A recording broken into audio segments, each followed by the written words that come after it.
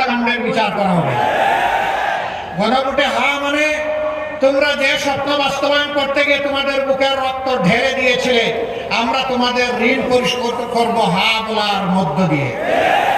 এই গণভোটে হা বলার মানে হচ্ছে বাংলাদেশে আর ফ্যাসিবাদকে ফিরে আসতে দেওয়া হবে না।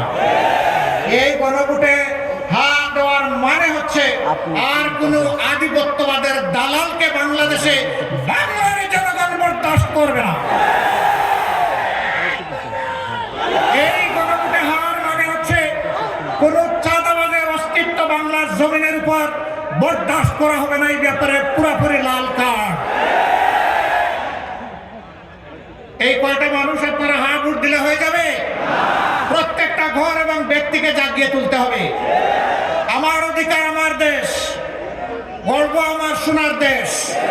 সেই সোনার দেশ গড়ার জন্য অবশ্যই ঐক্যবদ্ধ বাংলাদেশ গড়ার জন্য আমাদেরকে হা ভোটে অবশ্যই মোটিভেশন চালাতে হবে। দ্বিতীয় ভোটটি দিবেন আপনারা 10 দল একত্রিত হয়েছে, যেখানে যে দলের হাতে আমরা যে মার্কা তুলে দেব, আপনি এই 10 দলের যে দলের কর্মী সমর্থক শুভাকাঙ্ক্ষী ভোটার যাই হবেন, আপনি ওই মার্কার পক্ষে দাঁড়িয়ে যাবেন, ওই মার্কাকে বিজয়ী করবেন। এটা দেখবেন না কার কর্মী আছে কার নাই, কার এজেন্ট দেওয়ার সুযোগ আছে কার নাই, এগুলো মোটেই দেখবেন না। আমরা 10-এ মিলে হারতে চাই না, আমরা 10-এ মিলে ইনশাল্লাহ জিততে চাই।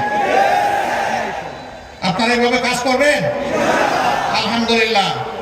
এবার টান দিব, গাছের পাতা নিয়ে টানাটানি করবো না, বড় মাথার কানটা ধরে টান দিব। চুনোপুটিকে ধরবো না, ওদেরকে তো নষ্ট করে ঘট হাতানো, ওই জায়গায় ধরবো আল্লাহ চাই। ওদের 2-1জনকে ধরলেই দেখবেন সব ঠান্ডা হয়ে গেছে। শত শত ধরার প্রয়োজন হবে না। প্রিয় জনগণ, এই সব কিছু করতে হলে আমাদের একটা আমূল সংস্কার লাগবে। সেই সংস্কারের জন্য গণভোট। এই গণভোটে আপনারা হা বলবেন না না বলবেন?